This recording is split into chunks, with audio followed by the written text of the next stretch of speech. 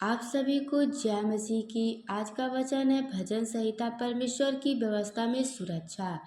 तो इस वीडियो को पूरा देखिएगा और एक लोग तक शेयर जरूर करिएगा। परमेश्वर आप सभी को वचन के द्वारा आशीष दे।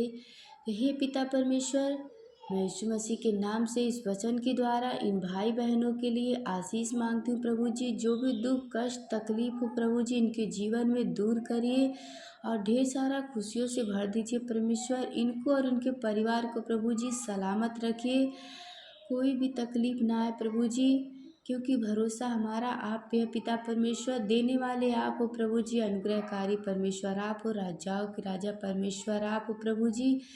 हम आपसे मांगते हैं प्रभु जी, इन भाई बहनों के जीवन में खुशियों से भर दीजिए। पिता परमेश्वर, जो भी दुख कष्ट तकलीफ हो दूर करिए। मैं यीशु मसीह के नाम से प्रार्थना मांगती हूँ, आमीन, हालेलुया।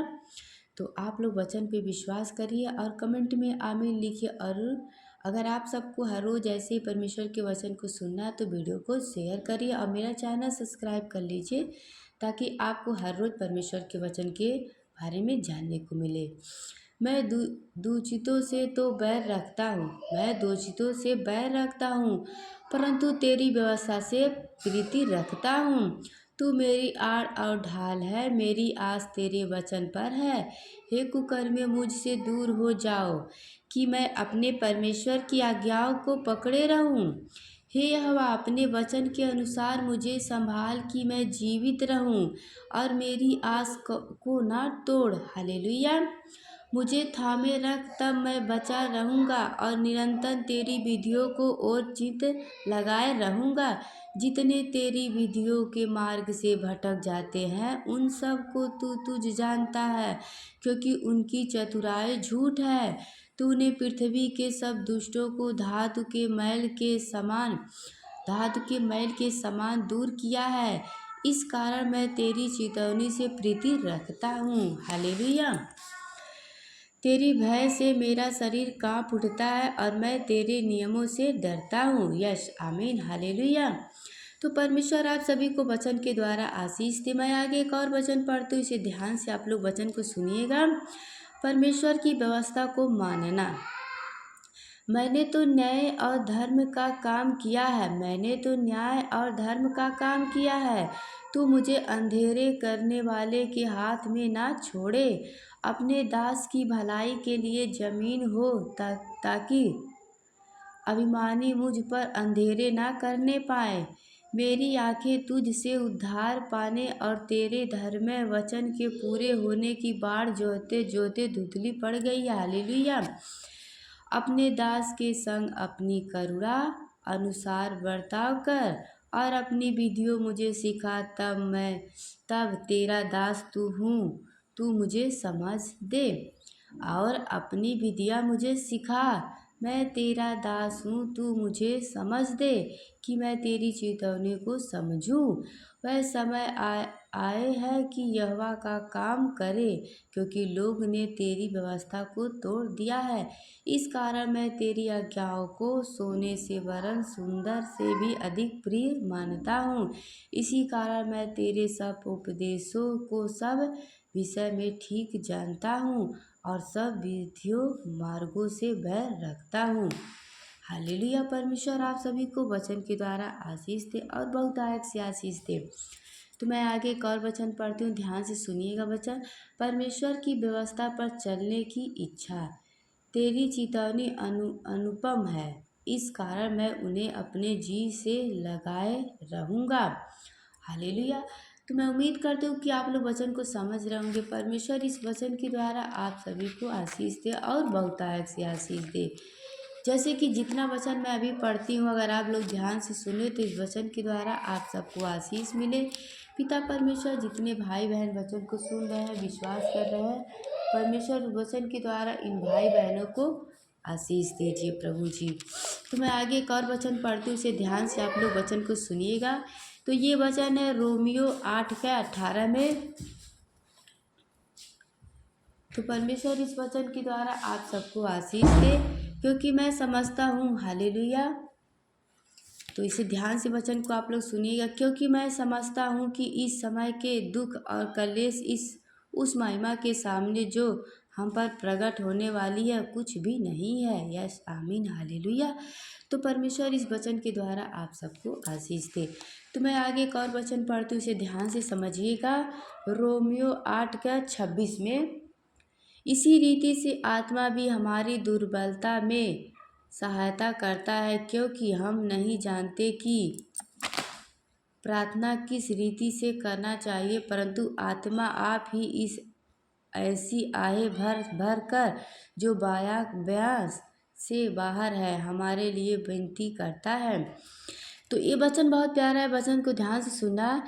इसी रीति से आत्मा भी हमारी दुर्बलता में सहायता करता है, क्योंकि हम नहीं जानते कि प्रार्थना किस रीति से करना चाहिए, परंतु आत्मा आप ही इसी आहें भर भर कर जो बयान से बाहर है हमारे लिए विनती करता है। और मानों का जांचने वाले जानता है कि आत्मा की मनसा क्या है, क्योंकि वह पवित्र लोगों के लिए परमेश्वर की इच्छा के अनुसार विनती करता है। यस आमीन। तो मैं उम्मीद करती हूँ कि आप लोग वचन को समझ रहे होंगे। परमेश्वर आप सबको वचन के द्वारा आशीष दे।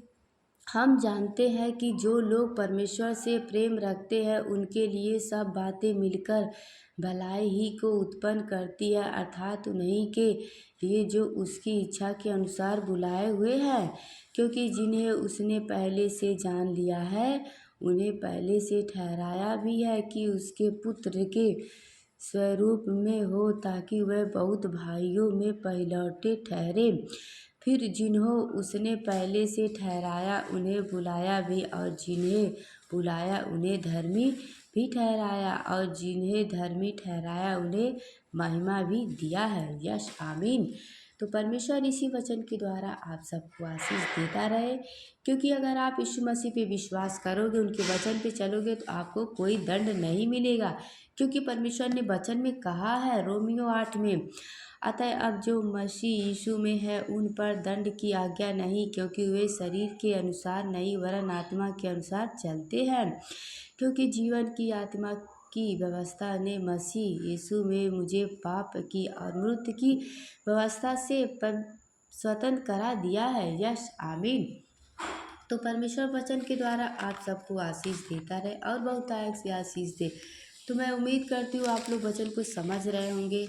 परमेश्वर इस वचन के द्वारा आप सबको आशीष दे। तो मैं एक और यहाँ वचन पढ़ती हूँ, इसे ध्यान से आप लोग सुनिएगा। रोमियो के 13:8 में, एक दूसरे के प्रति कर्तव्य आपस के प्रेम को छोड़ और किसी बात में किसी के कर्जदार ना होना। हालेलुया। परमेश्वर आप सबको वचन के द्वारा आशीष दे। आपस के प्रेम को छोड़ और किसी बात में किसी के कर्जदार ना हो, क्योंकि जो दूसरे से प्रेम रखता है उसी ने व्यवस्था पूरी की है। क्योंकि यह है कि व्यभिचार ना करना, हत्या ना करना, चोरी ना करना, लालच ना करना, और इनको छोड़ और कोई भी आज्ञा हो तो सबका संसार इस बात में पाया जाता है।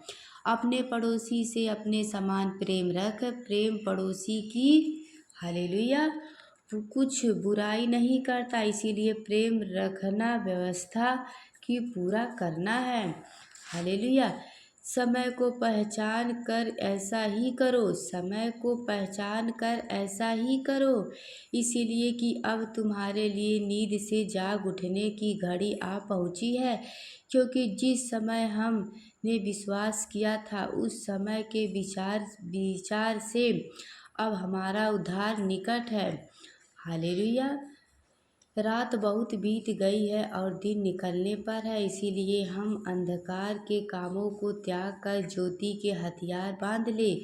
जैसा दिन को शोभा देता है वैसे ही हम सीधे चाल चले, ना कि लीला क्रीड़ा और पियक्कड़पन में, ना व्यभिचार और लूचपन में, और ना झगड़े और रगड़े में, वरन प्रभु यीशु मसीह को पहन लो और शरीर की अभिलाषाओं को पूरा करने का उपाय ना करो। यस आमीन। तो मैं उम्मीद करती हूँ कि आप लोग वचन को समझोगे। इस वचन के द्वारा परमेश्वर आप सबको बहुतायत से आशीष दे। तो आगे मैं एक और वचन पढ़ती हूँ, रोमियो 14 का, अपने भाई पर दोष मत लगा, जो विश्वास में निर्बल है उसे अपने संगति में ले लो, परंतु उसकी शाखाओं पर विवाद करने के लिए नहीं।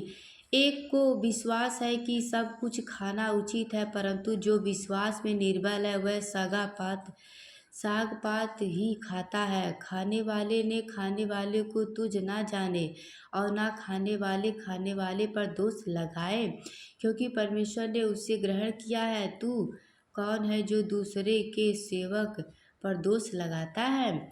उसका रिश्ता रहना या गिर जाना उसे स्वामी ही से संबंधित रहता है, वरन वह रीति ही कर दिया जाएगा, क्योंकि प्रभु उसके रिश्ते रख सकता है।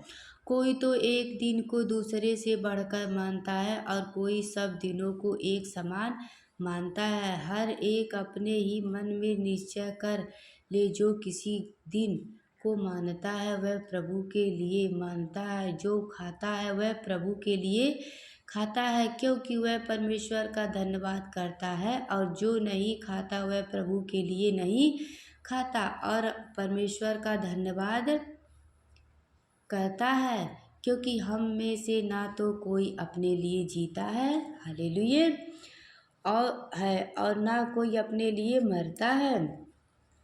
यदि हम जीवित हैं तो प्रभु के लिए जीवित है, और यदि मरते हैं तो प्रभु के लिए मरते हैं। अतः हम जिए या मरे हम प्रभु ही के हैं, क्योंकि मसीह इसीलिए मरा और जी भी उठा कि वह मरे हुए और जीवितों दोनों का प्रभु हो।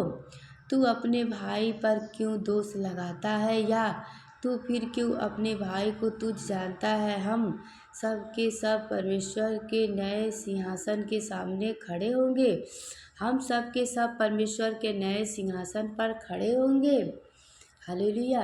क्योंकि लिखा है, प्रभु कहता है, मेरे जीवन की सौगंध की हर एक घुटना मेरे सामने टिकेगा, और हर एक जीव परमेश्वर को अंगीकार करेगा। इसीलिए हम में से हर एक परमेश्वर को अपना अपना लेख देंगे। यश आमीन।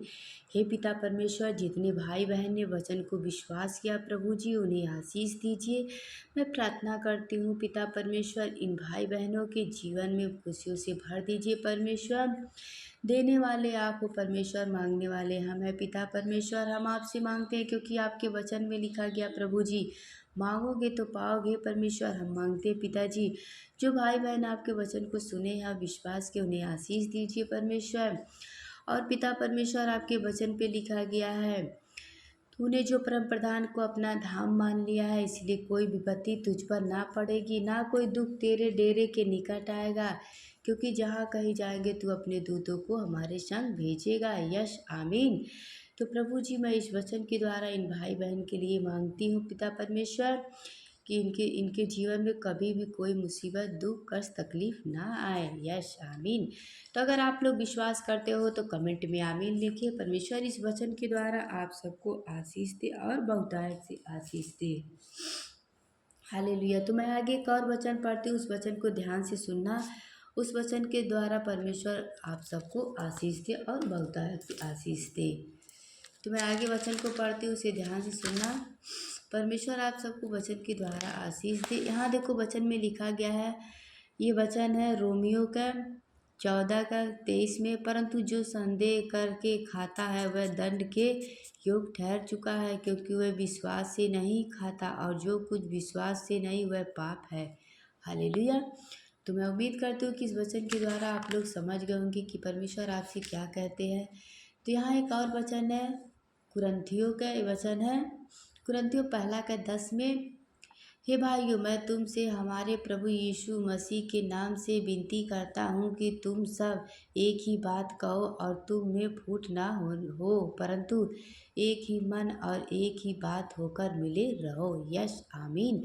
तो परमेश्वर आपको आशीष दे। आप लोग एक दूसरे से प्रेम करते रहिए, परमेश्वर आप सबको आशीष देता रहे। तो एक और वचन यहाँ मैं पढ़ती हूँ, उसे ध्यान से समझिएगा। जो 1 कुरिन्थियों 2 का 5 में लिखा गया वचन, तो इसी वचन को मैं यहाँ से पूरा पढ़ देती हूँ, इसे ध्यान से सुनना। हे भाइयों, जब मैं परमेश्वर का भेद सुनाता हुआ तुम्हारे पास आया तो शब्दों या ज्ञान की उत्तम मत के साथ नहीं आया, क्योंकि मैंने यह ठान लिया था कि तुम्हारे बीच यीशु मसीह वरन क्रूस पर चढ़ाया हुआ मसीह को छोड़ और किसी बात को ना जानूं।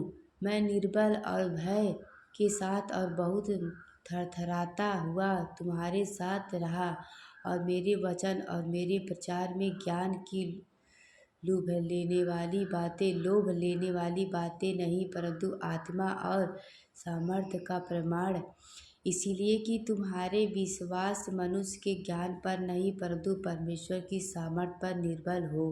यस, आमीन। तो मुझे उम्मीद है कि आप वचन को समझ गए होंगे। इस वचन के द्वारा परमेश्वर आपको आशीष दे, बहुतायत से आशीष दे। तो सबको जय मसीह की। God bless you. परमेश्वर ढेर सारा आप सबको ऐसे ही आशीष दे।